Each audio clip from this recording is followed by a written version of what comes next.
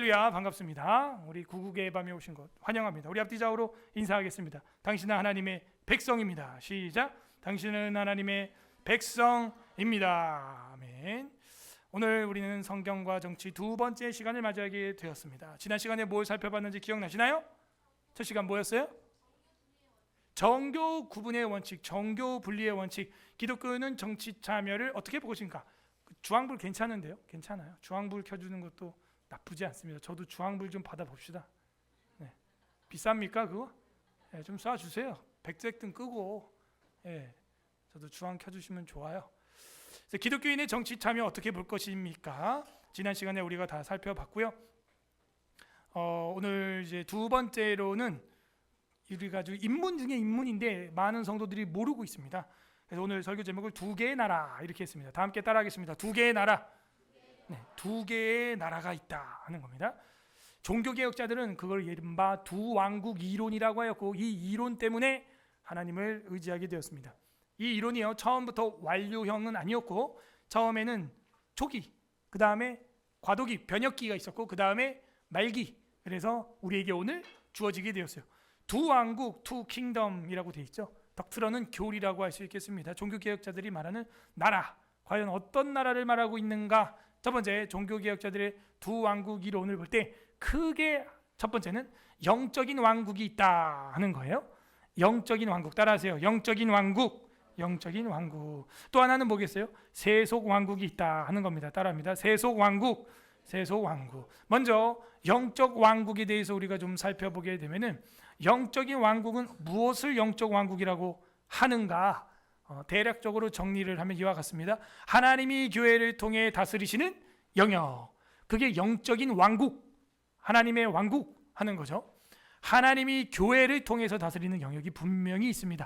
오히려 정부가 하지 못하는 것을 동네 방방곡곡, 정말 한 건물에도 교회가 몇 개씩 있고 동네마다도 몇 개씩 있으면서 사랑과 자비와 봉사와 선교와 의료와 치료와 또 영혼을 고치면서 정신병도 고치고 귀신도 쫓아내고 그런 일들을 한다는 거죠. 하나님의 교회는 이런 통치를 분명히 하고 있고, 대한민국 사회와 국가의 복지를 70%가 교회가 하고 있다는 것을 정부도 분명히 알고 있습니다. 두 번째, 복음과 신앙, 신자의 영적 삶의 중심, 그것이 바로 영적인 왕국이다. 결국은 하나님 나라의 영적 왕국은요, 복음과 신앙과 신자의 영적 삶의 중심축의 역할을 감당하고 있습니다. 그리고 이 영적 왕국은 성경과 복음의 원리로 다스려지는 나라, 믿음의 나라, 신앙의 나라, 이것이 바로 영적 나라, 영적 왕국이다 할 수 있겠어요. 그럼 이제 세속 왕국은 무엇이냐 정리를 해보겠습니다. 세속 왕국은 마귀 겁니까? 이거부터 첫 단추부터 지금 우리가 잘해야 되는 거예요. 그래, 세속 왕국은 귀신 거니까 신경 쓰지 말자 이러면 되겠네요. 이제 왜 우린 이런 거를 하나하나 조목조목 공부를 안 해봤을까? 여러분, 세속 왕국도 하나님의, 여기 앞에 단어가 빠졌어요. 하나님의 일반 은총, 하나님의 일반 은총을 통해서 세상을 다스리시는 영역이다 하는 거죠. 일반 은총도 하나님이 주는 은혜를 일반 은총이라고 하는 거예요. 불신자도 뭐합니까? 이른 비와 늦은 비를 받고 햇빛을 받고 이 아름다운 봄날의 설레임을 받아요. 불신자도, 심지어 비택자도 말이죠. 이게 하나님이 주신 일반 은총이 아니면 무엇입니까? 그리고 세속 왕국은 바로 국가, 정치, 법, 사회 질서 등으로 하나님이 움직이게 제2 원리를 심어 놓은 겁니다. 그리고 이 왕국은 자연법과 국가 법률로 운영되게 하시고 국가 위정자들을 하나님께서 세우셔서 이끌게 하셨다. 그들에게는 천국 열쇠권은 없습니다. 하나님은 베드로에게만 천국 열쇠를 주셨어요. 이 이론은 세속 권력과 교회의 역할을 구별하면서도 결국 모든 것이 하나님의 뭐 아래 있다? 은총과 주권. 따라하세요. 주권. 왕의 주권, 왕의 위엄, 그 하나님의 주권 아래 있다는 것을 강조하는 게 바로 세속 왕국과 영적 왕국, 이 두 개인 것입니다. 그러니 이것이 천국과 지옥을 말하고 있습니까? 하나님의 것과 귀신의 것을 말하고 있습니까? 아니죠. 모두 다 뭐예요?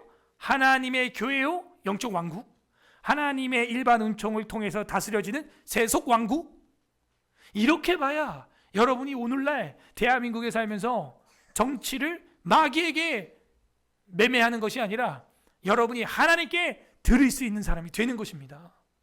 이 첫 단추부터 우리는 잘못 깨고 있다는 거죠. 역할이 구별되어 있는 걸 가지고 단절로 이해를 하고 있으면 안 된다. 지난주에 뭐라 그랬어요? 디스팅션이지 세퍼레이션이 아니라 그랬어요. 그렇게 잘라두면 안 되는 거죠. 이거 하나만 해도 오늘 기도 제목 끝난 겁니다. 사실은 영적 왕국과 세속 왕국, 종교개혁자들이 말했던 두 왕국 이론이라고 하는 것은 이런 것입니다. 됐죠? 이 두 왕국 이론의 두 번째 주제로서는 종교개혁자들이 두 왕국 이론을 어떻게 완료해 왔는지, 완성하고 다듬어 왔는지, 자신들의 피값을 통하여 진짜 사람들이 많이 죽었거든요. 그 역사적 피값을 통하여 변천이 되었고 이게 공부가 되고 지금 저랑 여러분은 피를 안 흘려도 되는 시대가 되었어요. 단지 뭐예요? 우리가 무지하여 모르고 있을 뿐입니다. 첫 번째, 루터 우리가 잘 알고 있죠. 1483년도부터 1546년까지 종교개혁자 1호로 우리가 알고 있습니다. 세 가지 정도로 우리가 살펴볼 거예요. 초기 입장 살펴보고 변혁기 살펴보고 그 인생의 말기에 이 두 왕국 이론을 어떻게 마침표를 찍었는지. 루터입니다. 루터의 두 왕국 이론의 변천 사상입니다. 초기 입장은 교회와 국가를 완전 그냥 분리해 버렸어요. 세퍼레이션이죠. 분리를 해버린 거예요. 교회는 교회 일만 하고 나라는 나라 일만 해라. 서로 신경 쓰지 말아라. 저랑 여러분이 처음에 가졌던 국가 이론 아닙니까? 두 왕국 이론 아닙니까? 저도 그랬어요. 저도 코로나로 교회 셧다운 되지 않았으면 지금도 그러고 있을 겁니다. 교회는 교회, 나라는 나라, 각자 일만 하라. 그런데 여러분, 사람이 뼈와 살이 발라집니까? 하나예요, 하나. 살과 뼈를 우리가 발라낼 수 없듯이 하나님의 교회와 하나님의 국가가 어찌 분리가 된단 말입니까? 그런데 사람은 다 비슷합니다. 루터도 우리처럼 초기에는 단순하게 생각을 했어요. 그러므로 이 두 왕국 이론을 통해서 영적 왕국하고 세속 왕국을 철저하게 구분했었는데 사건이 터진 뒤 1525년도 무슨 전쟁? 농민전쟁, 농부들이 전쟁을 일으키게 된 겁니다. 그래서 국가 위정자들한테 가서 삽으로 머리를 치고 말이에요. 낫으로 팔을 찌르고 막 난리도 아니었답니다. 이때 루터는 솔직히 말하면 농민들 편에 서지 않았어요. 왜냐하면 농민들이 무력을 행사했기 때문이죠. 여러분 시위를 할 때 무력을 쓰면 안 됩니다. 그래서 그러면 루터도 여러분 편을 들어줄 수가 있다 없다? 없다. 평화 시위를 해야 돼요. 평화 시위. 내가 맞으면 맞았지 때리면 안 되는 거예요. 그러니까 루터가 편을 들어줄 수가 없는 거죠. 그래서 루터가 국가 편을 들어서 이야기를 한 게 이 변화 과정에서 농민전쟁이 큰 역할을 했어요. 루터는 농민전쟁을 통해서 농민들이 성경을 근거로 사회적 혁명을 정당화하려고 하자 교회와 국가의 관계에 대한 입장을 수정하게 됩니다. 뭐라 그러냐? 국가는 무력을 사용하여 시민들을 제압할 수 있다. 시민들이 먼저 무력을 쓴다면 질서 유지를 위하여 사용할 수 있다. 물대포도 쏘고 체류탄도 쏘고 할 수 있다는 거예요. 근데 먼저 쓰라는 게 아니고요. 국가가 먼저 쓰면 큰일 납니다. 그것도. 이 농민들이 낫을 들고 곡괭이 들고 덤빌 때 그거 질서 유지를 위하여 평화를 위하여는 그렇게 할 수 있다. 그런 이야기를 한 것입니다. 그러면 마치 누구 편만 드는 것 같아요? 권력자들의 편만 드는 것처럼 보일 수 있잖아요. 그래서 후기 입장에는 이렇게 됩니다. 국가와 교회의 협력을 해야 한다 하면서 피차 간에 처음에는 완전히 구분하고 서로 관여하지 말아라. 분리를 하라. 그래 놓고는 협력하라. 이게 농민전쟁이 아주 큰 역할을 한 거죠. 루터는 후기에는 국가와 교회가 협력할 수 있음을 인정하는 방향으로 변화하였다 하는 것이죠. 이렇게 두 왕국 이론은요, 극단적인 철저 분리에서 구분해서 협력으로 바뀌었다라는 것입니다. 루터가 말하는 협력은 무엇이냐면은 교회는 교회되게 국가가 보호를 해줘야 된다. 국가와 교회는 그런 것이죠. 이사야서 49장 23절 합독합니다. 시작. 왕들은 내 양부가 될 것이며 왕비들은 내 유모가 될 것이며. 국가가 교회를 보호해야 하는 역할을 구약 성경에서 제가 들어서 보여드렸습니다. 왕들은 너의 양 아버지가 되는 거야. 왕비들은 내 유모, 그죠? 양 엄마가 되는 거죠. 이런 성경 구절이 있어요. 이게 왕과 왕비의 역할인데 다윗은 직무유기를 함으로써 밧세바에게 빠지게 된 것입니다. 왕은 원래 전쟁이 나면 신명기에 의하면 나가서 싸우게 돼 있잖아요. 근데 그 직무유기한 거예요. 우리나라도 지금 전쟁 군수 통수권자가 누구예요? 그죠? 대통령이거든요. 다윗 왕이 그렇게 게으름을 폈다는 것은 백성들의 생명을 유기한 거예요. 직무유기한 거예요. 잘못된 것이죠. 사도행전 5장 29절 합독하겠습니다. 시작. 베드로와 사도들이 대답하여 이르되 사람보다 하나님께 순종하는 것. 국가가 신앙을 억압하는 경우 교회는 하나님께 순종해야 되고, 저항하고 감옥을 가도 얻어맞던 베드로나 요한처럼 끝까지 복음을 증거하면서 내가 사람에게 말을 들어야 되냐? 아니 정부에서 문 닫으라면 교회 문 닫고 예배 안 드려야 되냐? 그럼 예수 믿지 말라 그러면 안 믿어야겠네. 그런 게 어딨냐? 전염병을 봐라. 성경에는 오히려 예배를 안 드리고 사흘거리 애굽 탈출을 하게 안 해주면 10가지 재앙으로 전염병으로 보내겠다고 하셨다. 오히려 예배를 안 드릴 때 전염병을 보낸다고 성경은 쓰고 있는 것이죠. 국가와 교회에 대해서 우리는 신약과 구약 성경에서 한 절씩 살펴봤고, 루터의 입장을 살펴보았습니다. 두 번째는 우리가 잘 알고 있는 칼뱅의 이야기입니다. 칼빈은 초기에는 루터의 두 왕국 이론을 계승했어요. 그래서 영적 통치와 세속 통치를 구별했어요. 1536년 기독교 강요 1판에서 하나님의 이중 통치 개념을 언급하며 국가는 질서 유지를 해야 한다. 그리고 교회는 복음 사역을 담당해야 된다. 이렇게 단순하게 이야기를 했습니다. 변화 과정이 역시 또 있었습니다. 변화 과정에 있어서는 1541년도에 제네바에 돌아온 후에 교회의 자율적 치리 권징 체계를 확립하게 되었습니다. 왜냐하면 이때 문제가 이단들의 문제가 재판거리가 좀 있었거든요. 그래서 국가 간섭을 최소화하고 독립적 교회 권징을 강조하게 되었다 하는 겁니다. 치리와 권징으로 교회가 독립적으로 다스릴 수 있게 해줘야 된다. 고린도전서 5장 13절 합독합니다. 시작. 밖에 있는 사람들을 하나님이 심판하려니와 이 악한 사람은, 아멘. 그러므로 하나님께서 세운 공동체, 교회 안에 있는 법들, 교회 안에 있는 죄들, 이런 것들은 너네들이 세우고 너희들이 성경을 기준으로 다스려라. 교회 안에, 아니 밖에 있는 사람들이야 하나님이 심판하겠지만 너네 안에 있는 자들, 너희 중에서 너네가 판단하고 치리하고 권징을 해라. 우리가 아는 바대로 칼빈이 살인자다라고 하는 말도 안 되는 소리라는 침례 교도들이 있고 이단자들이 있습니다. 그 왜 그러냐면 셀베르투스 사건 때문에 그런 건데, 이 셀베르투스 사건은 심각한 거예요. 이 사람은 뭐 삼일체도 제대로 믿지도 않고, 그리고 계속해서 하나님의 그 교리를 깨트리고 진리를 깨트리는 사람인데, 다른 데서 하면 말도 안 해. 근데 제네바에 와가지고 또 그런 짓을 하는 거예요. 지금 칼빈이 제네바 시 의원이거든요. 그러니 그거 어떻게 합니까? 그렇다고 칼빈이 재판해가지고 무슨 권징을 한 것도 아니고 시 의원들이 회의를 해가지고 권징을 했어요.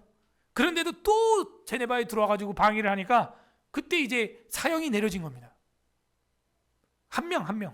근데 그거 가지고 무슨 칼빈이 살인마다, 칼빈은 거기 관여하지도 않았어요. 그 재판에. 그러므로 변화 과정이, 이 권징이 지금 강조되고 있는 부분은 칼빈도 아픈 그런 역사와 삶이, 경험이 있기 때문에 이런 일들이 생기게 된 것입니다. 세 번째, 말년에는요, 기독교 강요 최종판 1559년도에는 두 왕국을 명확히 구분, 그죠? 정교 구분입니다. 정교 구분의 원칙을 통해서 국가의 법은 외적 질서를 유지하는데 최선을 다해라. 교회는 신앙과 내면을 다스리는 데 힘을 쓸 테니.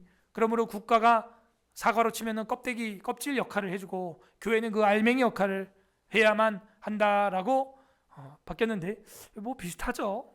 루터도 협력 관계로 이야기를 했잖아요. 근데 칼빈이 이걸 좀 더 세게 정확하게 얘기했습니다. 국가는 법과 경찰, 치안, 외적 질서 확립, 이런 거, 그죠? 안보, 전쟁이 안 나게 안보, 이런 걸 해야 우리가 교회가 왕성하게 성도들을, 국민들을 전도하고 각성시키고 아름답게 선하게 변화시키고 내면을 다스리지 않겠냐 하는 겁니다. 마태복음 22장 22절 합독합니다. 시작. 이르되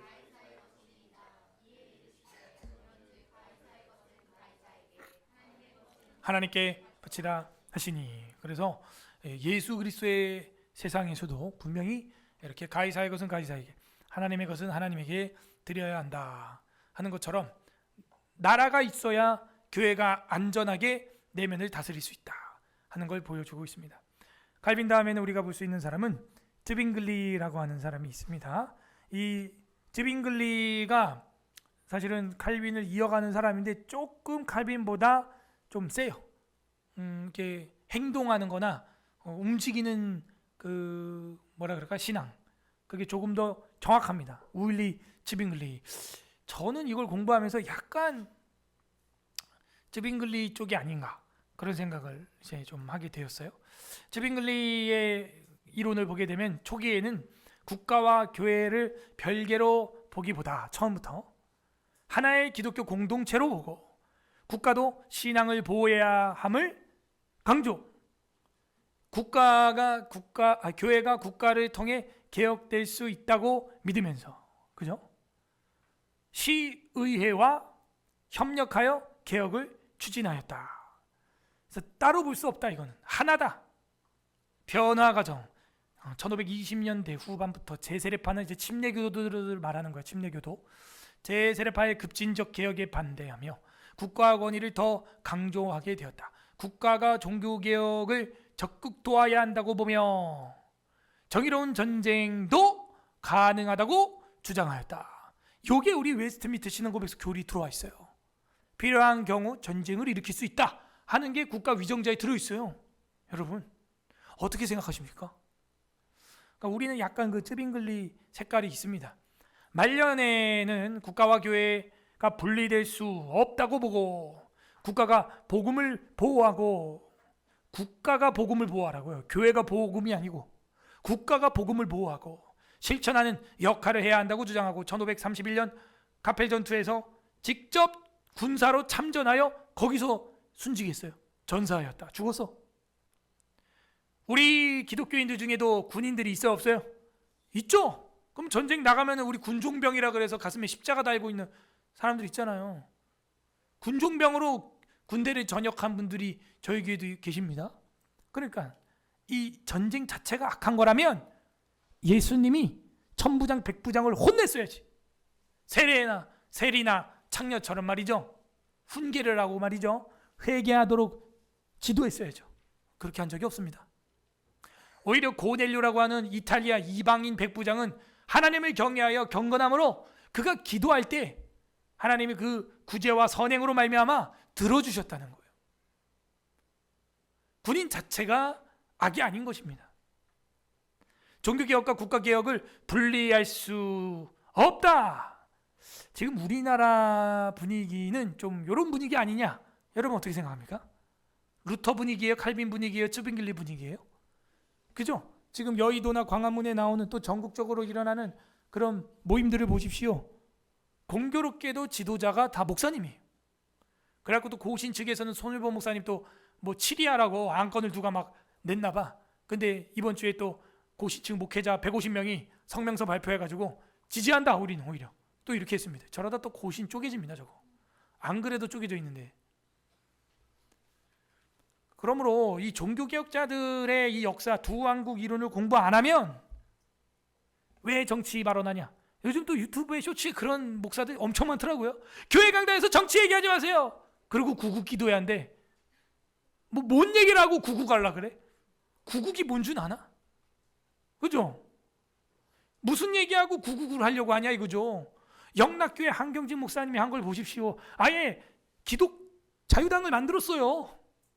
그런데 이제 우남이 대선으로 나오는 걸 딱 보고 없앤 겁니다. 당을 그냥. 저 사람이면 내가 굳이. 목사님 이렇게 봐죠. 이은영 목사님 기도로 우리 재헌국회가 시작되었어요. 과연 교회와 국가개혁이 분리될 수 있는가? 그렇게 보지 않습니다. 지금 대한민국은요 이제 조금씩 알아지게 되었어요. 대한민국은 기독교인들 때문에 애국을 하고 구국을 하고 살고 있었던 거구나 라고 불신자들도 이제 뉴스를 통해서 보게 된 겁니다. 스님 안 나와요. 신부 안 나와요. 이단들, 여러분 예나 지금이나 이단들의 특징이 뭐냐면 박해가 일어나면 찍소리도 안 합니다. 아주 얄팍한 인간들, 얍삽한 인간들, 기회주의자들, 이게 이단들이에요. 전혀 뭐 입 싹 닦고 있잖아, 이만이 지금. 그렇게 한국교회 빨대 꽂아가지고 피 쪽쪽 빨아먹고 모기처럼 이렇게 힘들고 어려울 때 싹 닦고 있잖아요. 뭐 신천지 무슨 뭐 성명서 뭐 이런 거 있어요? 없어요. 안식교도들 제7일 말일 성도의 안상응 증인의 통일교 뭐 시국선언 이럴 수 있어요? 이단들은요 오로지 뭐 돈 거기에만 관심이 있습니다. 다른 거 관심 없어요. 그러므로 이 쯔빙글리는 정말 자기 목숨을 전장터에서 던지면서 나라가 어때야 하며 교회가 어떠해야 하는가 하는 것을 직접 몸으로 보여주었습니다. 정말 쉽지 않은 정말 모습이죠. 우리가 과연 쯔빙글리처럼 지금 하고 있는 것 같은데 과연 저런 사태가 벌어졌을 때 예비군 민방위 갈 것이냐 아니면 후방으로 도망갈 것이냐 그건 정말 가봐야 하는 것입니다. 진정한 국가개혁은 교회개혁이다. 에스라 7장 26절 합독합니다. 시작. 무릇 내 하나님의 명령과 왕의 명령을 준행하지 아니하는 자는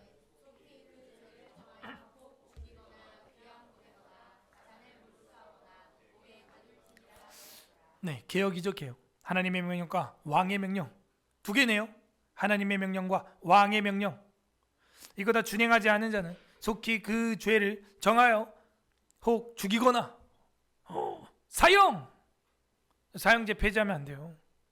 귀양 보내거나 가산 재산을 몰수하거나 벌금 옥에 가둘지니라 징역 다 나와 있네요. 여기 보니까 이게 에스라의 종교개혁입니다. 사실은 우리는 이런 거를 잘 눈에 본 적이 없어요. 하나님의 명령과 왕의 명령, 여기 왕의 명령은 마귀의 명령이 아닙니다. 하나님의 말씀을 듣는 왕, 그 왕의 명령을 말하고 있는 거죠. 감사한 것은 이번 일을 계기로 크리스찬 국회의원들이 누구인지를 피아식별하게 되었다. 참, 정말 멋있는 것 같아요. 그리고 이제 그들도 이제 힘을 얻어가지고 법안들을 막 내기 시작한 거예요. 이제 잘하고 있다, 잘하고 있다, 너무 잘하고 있다. 저는 그런 생각을 하게 되었습니다. 자, 쯔빙글리 다음에는 그의 후임이죠. 블링거라고 있습니다. 우리가 공부했었죠. 하인리히 블링거. 이 사람은 어떻게 보았을까요? 두 왕국을. 초기 입장은 쯔빙글리 신학을 계승하여 교회와 국가가 협력해야 한다는 입장을 유지했습니다. 1536년도 제1 스위스 신앙 고백에서 국가는 종교 질서를 유지하는 역할을 하고 그러나 세속 정부가 교회의 모든 부분을 지배해서는 안 된다. 이거 딱 우리 입장 아닙니까? 국가는 그 종교 질서를 유지해야죠. 그런데 교회의 모든 부분을 관여해서 지배하는 건 안 된다. 초기 과정부터 이렇게 강력한 거예요. 루터의 초기 입장하고 너무 차이가 많이 나죠. 루터는 그럴 만한 이유가 있죠. 처음이니까, 처음 몰랐으니까. 변화 과정이 있습니다. 루터파와 칼뱅주의 사이에서 절충적 입장을 취하여 교회와 국가의 균형을 조정하는 실용적인 접근을 시도하였고 1550년대 이후 교회의 독립성을 인정하면서도 국가가 도덕과 윤리를 유지하는 책임 분명히 있다. 국민들의 안녕과 평안을 위하여 너희들이 애쓰라고 우리가 세금을 주면서 어마어마한 연봉을 주고 뭐 차관, 비서관, 뭐 차량, 뭐 특활비 다 대주고 있잖아요. 어마어마한 비용이거든요. 지금 8번 탄핵한 게 8번 지금 기각 난 것도 뭐 검사장, 방송통신위원장, 또 뭐 행안부 장관 이게 지금 변호사비만도 5억 이상 들어갔대요. 5억. 이제 앞으로 또 그만큼 더 해야 돼. 근데 여러분 5억 벌어와 봐요. 현찰로. 차, 뭐 죽을 때 한번 만져보고 죽을까?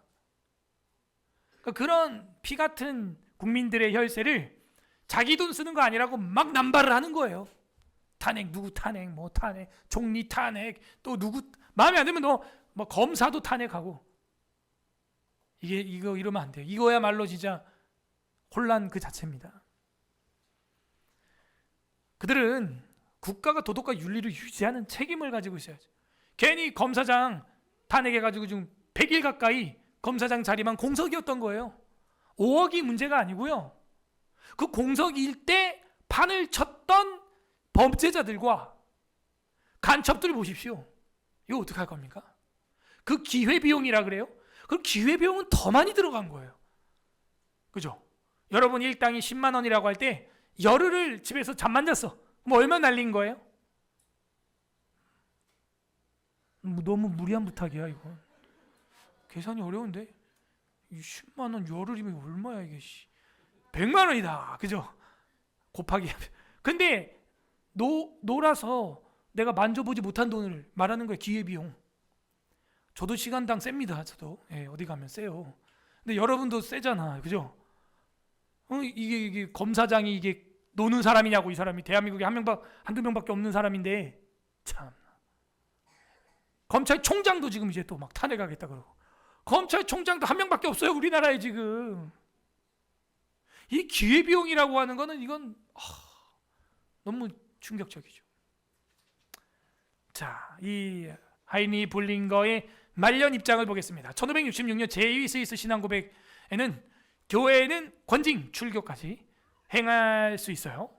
국가는 질서 유지에 필수적인 역할을 해야 한다고 정리하였다. 그런데 국가가 우리를 출교하는 일이 2000년 만에 있었으니 그게 바로 전면 비대면 예배라고 하는 셧다운이었습니다.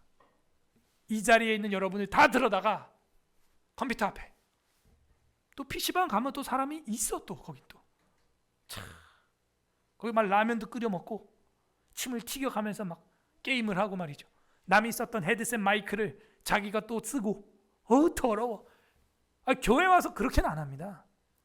우리는 하다못해 마이크 뭐 찬양팀 말고 누가 씁니다? 누가 씁니까? 자기 거 자기가 쓰고 또 거기다 우리 하얀 또 보호막 해가지고 또 일회용으로 그렇게 써왔잖아요. 그러므로 국가가 교회와 협력 조화 이걸로 요청해야지. 국가는 질서 유지에 필수적인 역할을 해야 하고 갈뱅주의보다 온건한 입장을 유지하고 국가와 교회는 협력과 조화 좀 이런 거 할 수 있어요. 그럼 서울예술학교회 목사님 혹은 합동측 총회장님 저희가 협조문을 구합니다. 요건 가능해. 그래서 이번에 전염병이 심하오니 종의 차원에서 지혜를 모색하여 어쨌든 좀 감염이 덜 될 수 있는 방향으로 뭐 예배 부를 2부로 늘린다든지, 그죠? 거리를 좀 더 많이 뛰어서 3부로 드린다든지, 그죠? 그런 거 어떻습니까? 저희들이 제안해 드립니다. 아이디어입니다. 그러면 그거는 결정은 우리가 하는 거예요. 3부 하기에는 너무 목사가 힘들다. 그냥 2부 정도 나눠서 하겠습니다. 그렇게 협력하고 조율되고 조화되는 정도의 관계를 말하고 있는 겁니다. 근데 지금 대한민국이 언제부터 이전 정권부터 완전 딱 두 패로 딱 나뉘게 됐어요. 이전엔 그러지 않았거든요. 노무현이라고 하는 사람 대통령 때도 법사위원장이나 이런 사람들은요 전부 야당 사람들이 하게 해주고 이렇게 했어요. 여당 사람들이 하게 해주고 야당 사람 서로 밸런스를 맞췄다고요. 근데 이전 정부 때부터 완전 다 극단이야. 다 탄핵, 없애, 뭐 파면, 완전 뭐 끝장을 봐요 그냥. 국회 법이라는 것도 협력과 조화를 통하여 상정하게 돼 있는데 그냥 다수결. 아니 다수결이면 전부 지금 민주당이 다 이기죠. 그럼 나머지 당 집에 가라 그래 그냥. 표결해가지고 다 할 거면 뭐 합니까? 나머지 당이 뭐예요? 그 왜 앉아 있는 거야? 입법도 못 하는데 다수당이 그냥 다 하면 되잖아요. 여야 합의로 한 것도 이번에 백신 피해자들법도 정청래가 다 깔아뭉갰잖아요. 마음대로 하라 그래 그냥. 자기들이 190석 잡아가지고 나머지 100석들 20석 5석 있는 그 정당들은 뭐냐 이거예요. 뭐하러 거기 앉아있냐 이거예요. 그동안은 그러면 어떻게 해왔냐 이거예요. 협력과 합의를 통해서 입법을 하고 그리고 위원장들을 세우고 국회를 운영해 왔어요. 근데 저번 정부 때부터는 그런 거 없어요. 전통과 관례와 협력과 조화라는 건 아예 없는 거예요. 자, 이런 식이 되면요, 반대로 이제 보수 정권이 집권 여당이 돼서 다수 국회의원석을 차지할 때는요, 또 그렇게 됩니다. 극단으로 가는 거예요. 서로에 대한 뭐라 그럴까, 존중과 매너나 이런 건 이제 다 없어졌어요. 전쟁이에요, 전쟁. 그러므로 이 블링건은 협력과 조화로 가야 한다라고 이야기를 했습니다. 디모데전서 2장 1절에서 2절 합독하겠습니다. 시작. 그러므로 내가 첫째로 권하노니 모든 사람을 위하여 간구와 기도와 도고와 감사를 하되 임금들과 높은 지위에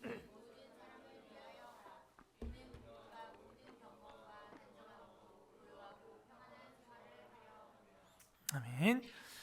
그러므로 임금과 높은 지위에 있는 사람들, 그들을 위해서도 기도를 해라. 근데 그 이유가 뭐예요? 그들이 당리당략을 완성시키게 하기 위하여? 아니죠.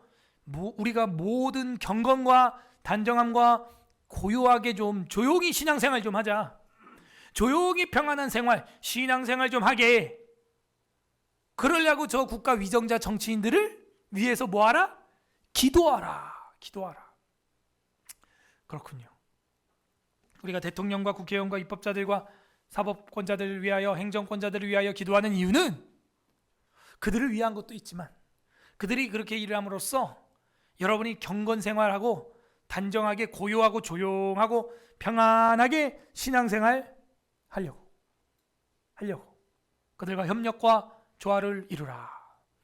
이번 기회가 저는 잘 됐다. 이제 크리스찬 국회의원들이 누군지 이제야 알겠다 하는 거예요.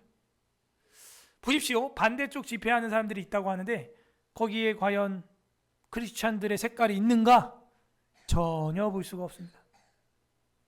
국회의원 중에도 그렇고요. 그 참여하는 사람들에서도 크리스찬의 찬양이나 기도를 저는 들어본 적이 없어요. 마지막으로 우리가 파렐에 대해서 우리가 살펴보려고 합니다. 기욤 파렐입니다. 이 파렐의 초기 입장은요, 급진적인 복음 전파를 강조하였습니다. 전도해라, 이거밖에 없다. 시민정부의 지원을 받아서 교회를 개혁하는 방식을 선호하였습니다. 정부의 지원까지 받아야 된다, 교회가.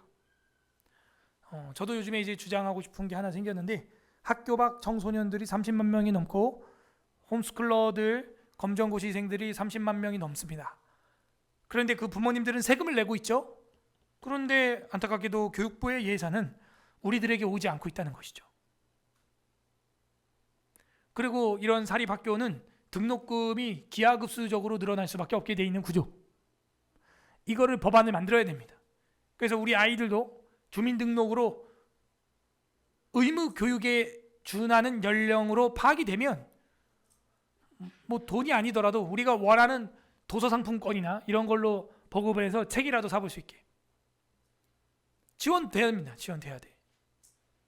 너무 불공평한 거예요, 이게. 그 1, 2만 명도 아니고요, 지금. 그 부모님들까지 하면 100만 명이 넘을 텐데. 표로 해도 100만 표가 넘어요, 여러분. 애들이 30만 명이니까. 이런 것들도 우리가 계속 무브먼트를 일으켜야 돼. 한 교회 한 학교 운동, 한 교회 한 학교 운동. 그거 자꾸 상관없다니까요. 제가 오늘 또 학교 불려가서 월고 초등학교 또 갔는데 그 교감 선생님 앞에서 제가 얘기했어요. 피차 학생 수 비슷해가지고 참 마음이 안타까운데 우리 애들 여기 보내면 이 전교생 3분의 1 될 거 맞거든. 거기 12명밖에 안 돼요, 거기도. 그러니까 우리 애들 다 보내면 전교생 3분의 1이에요. 한 학년이. 근데 제가 보낼 수 없는 거는 제가 교회를 하는 담임 목사입니다. 그리고 교회 담임 목사인데 학교를 또 대안학교 미션스쿨 하고 있어요. 거기 제가 교장이니 이 딸이 저를 따라와야 될 운명에 처해 있지 않습니까, 지금? 그렇군요. 그래요. 뭘 배우나요? 뭘 배워요? 뭘 배우기는. 우리 미션스쿨이라니까. 히브리어, 헬라어. 그리고 교리 배우고요. 그리고 역사 배우고 하브루타 하고 그런 거 합니다. 그렇게 이야기한 거예요. 그런데 그 학교에서는요, 교과서 막 이렇게 많은 걸 그냥 공짜로 줘요, 공짜로. 책도 요즘 잘 나오거든요.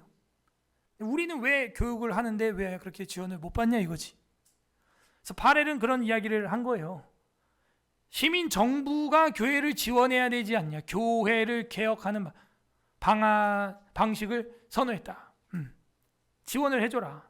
개혁이라고 하는 것은 성경적인 자세로 폼을 리폼해서 원래 폼으로 돌아간다는 거예요. 리폼. 돌아가는 게 개혁이에요. 우리 혁명이 아니에요. 레볼루션이 아닙니다. 그냥 원래 폼으로 돌아가게 해줘라. 제발 우리가 학교 하게. 대한민국 초대 학교들이 다 그랬어요. 여러분 무슨 연세대학교 뭐 이런 학교들이 연희학당, 이화학당이 뭐 처음부터 저렇게 수천 명인 줄 알아요? 아니에요. 처음에 모인 사람 한 10대 명 됩니다. 그냥. 대한예수교 장로의 평양신학교도 마찬가지고 졸업 사진 보세요. 검색해서. 한 10대 명 돼요. 우리만 해.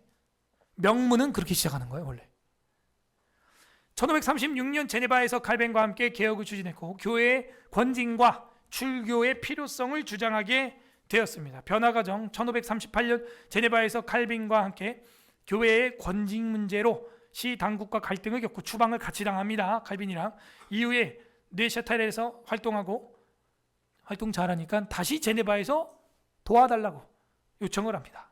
교회가 독립적으로 성도의 삶을 감독해야 한다는 입장 강화. 요거는 아주 우리하고 또 동일합니다. 교회 가만히 둬. 왜? 교회는 어느 나라예요? 대한민국이 아니라 천국민국이에요. 그래서 여기 침범하면 안 돼. 여기 대사관이랑 같은 거라고. 그래서 옛날에 범법자들이요 명동성당이나 절간으로 많이 숨었잖아요. 영락교회하고. 왜? 경찰이 와도 거기는 불가침 조약인 거예요. 못 들어오는 거예요. 못 들어와. 근데 이번에 깨졌죠. 이전 정권에서. 공무원이 저 뒤에 앉아가지고 뿌락치처럼 중국도 아니고 머리스 세고 앉아서 사진 찍고. 참나. 말세다 말세. 진짜 말세요. 주님 올 때가 됐나 봐요. 범법자가 숨는다? 그냥 들어가서 잡아오지 뭐 이제. 정교 구분의 원칙. 여긴 대사관이라고요. 하나님의 나라예요. 허가 없이 막 들어올 수가 없어요. 영장 없이 신문하고 조사하고 안 돼요. 교회가 독립적인 성도들의 삶을 감독하는 기관으로 있어야 한다. 그걸 강화하였다 하는 겁니다.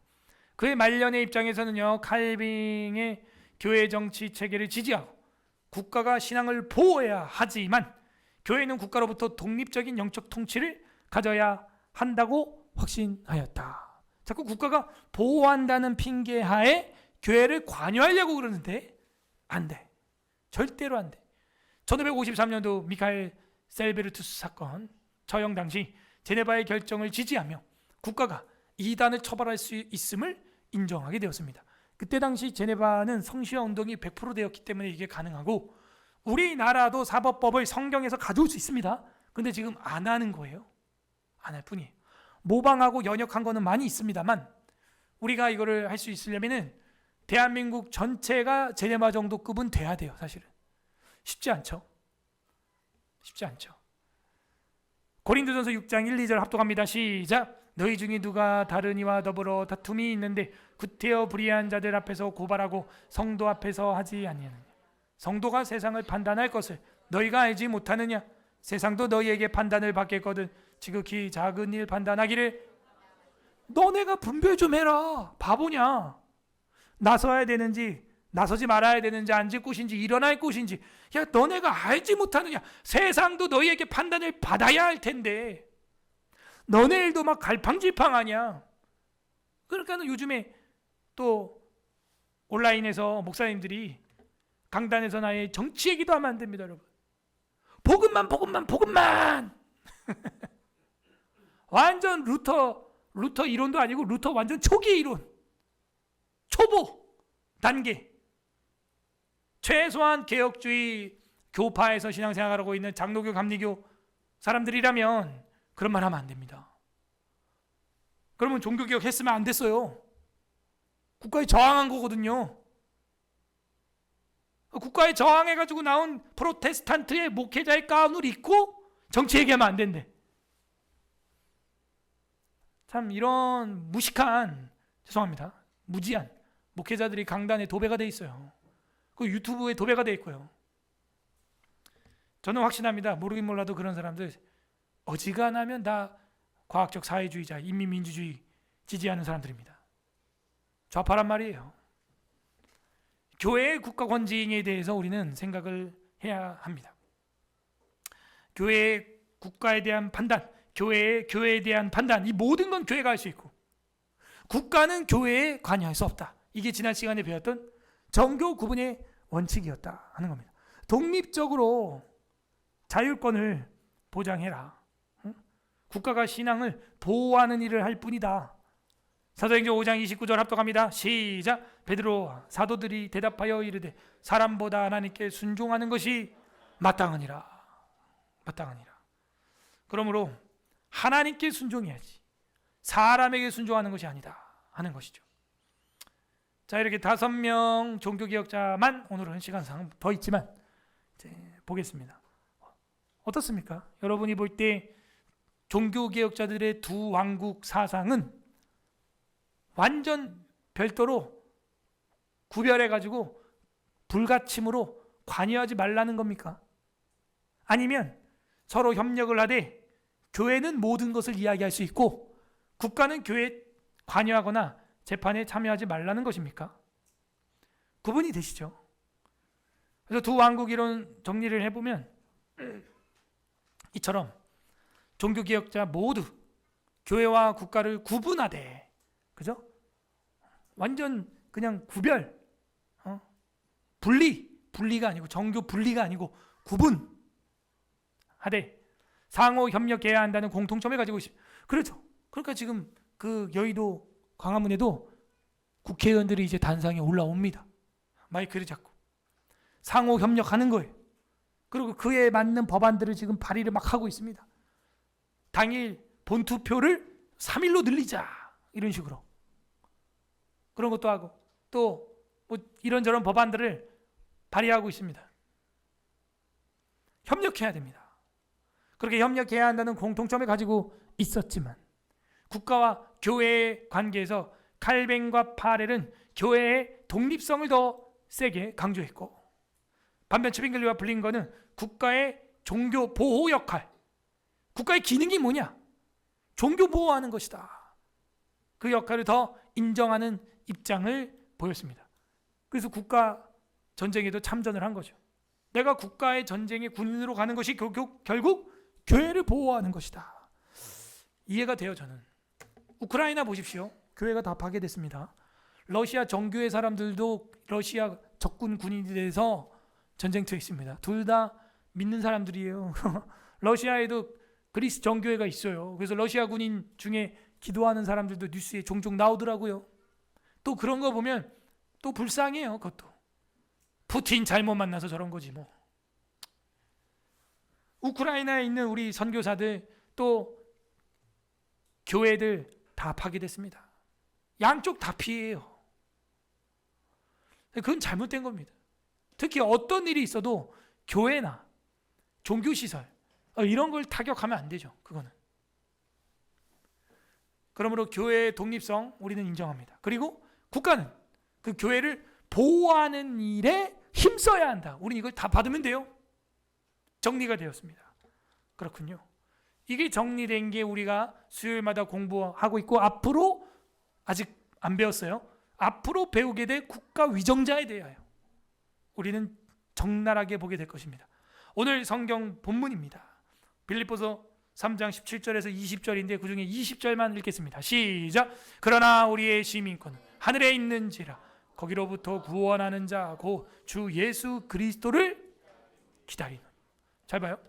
시민권이 하늘에 있다. 여기까지만 읽으면 안 돼요. 하늘에 있는데 구원자 곧 주 예수 그리스도가 거기 있어요. 근데 그를 우리는 기다리고 있다 하는 거예요. 여기서. 그러니 여기서 기다리는 곳은 어디냐? 빌립보 교회죠. 천국 대사관이죠. 여기는 대사관이에요. 대사관. 여러분이 외국에 있다가 한국 대사관에 들어가면 밖에 있는 사람들이 절대 못 들어옵니다. 거기 들어오면 침범한 거예요. 여러분이 미국 대사관 광화문에 있는 거 거기 담 넘어가잖아요. 미국을 침략한 거랑 똑같은 법으로 처리합니다. 여러분. 그런데 또 얘기합니다. 그 법사위원장인 사람이 20대에 사제 수류탄을 만들어서 사다리로 그 미 대사관의 침범에서 들어가서 다 때려 부시고 사제 폭탄을 던진 사람이에요. 국가보안법 전과자입니다. 그게 우리나라 지금 법사위원장이에요. 대단한 나라입니다. 이 나라가 아주. 국보법 위법자, 사제 폭탄으로 미 대사관 폭파시켜 던졌던 사람이 대한민국 국회 법사위원장이에요. 기똥차다 진짜. 여러분이 해 그냥. 더 잘할 것 같아 내가 볼 때. 정말 갑갑해. 저는 그냥 목사 역할을 하고 목사가 난 것 같아. 보십시오. 지금도 목사님들이 그런 싱크탱크 역할을 하고 또 여러분같이 이제 탁월한 사람들이 이제 또 나가 싸우고 국회의원도 하고 판사도 검사도 하고 이 언론도 완전히 마귀 영역에 다 줘버렸어. 그러면 안 돼요. 공중권세 잡은 자에게 언론도 다 뺏긴 거예요. 쇠뇌가 돼요. 쇠뇌가. 우리의 시민권은 하늘에 있습니다. 여러분은 두 개의 나라에 살고 있지만 사실은 하늘의 시민권자예요. 미국 갈래요? 천국 갈래요? 천국 가야죠. 천국. 한국인 될래요? 천국인 될래요? 천국인 돼야죠. 이렇게 두 왕국 이론을 살펴보았습니다. 그러므로 우리는 칼빈과 파렐처럼 교회 독립성 당연히 강조해야 되고요.